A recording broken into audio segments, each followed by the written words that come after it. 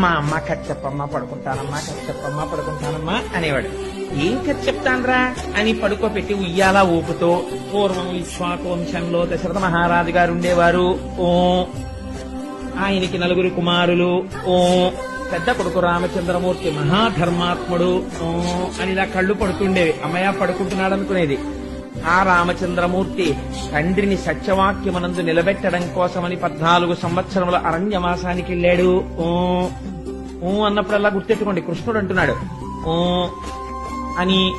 ఆయన అరణ్యవాసానికి వెళ్లిన తర్వాత సీతమ్మ తల్లిని దుర్మార్గుడైన దశకంఠుడైన రావణాసురుడు అపహరించి తీసుకుపోయాడు అనేటప్పటికీ ఆ ఉయ్యాలలో పడుకున్న కృష్ణుడు ఒక్కసారి ఉయ్యాల్లోంచి లేచి లక్ష్మణ ఇలా పట్ల ధనస్సు అన్నట్ట. ఎక్కడికి పోతుంది తత్వం? కిందటి జన్మలో రాముడు ఆయనే. అందుకని ఉలిక్కి పడిందిట యశోద. ఏమిటి వీడికి ఈ కథ ఇక్కడ వరకు చెప్పిన తర్వాత ధనస్సు పట్టమంటాడేమిటని వెంటనే విష్ణుమాయ కవ్వించేసి అమ్మ దగ్గర దొంగ నవ్వు నవ్వేసి మళ్ళీ పడుకునేవాడు. ఓహో ఇది రామావతారం కదా అనుకునేవట.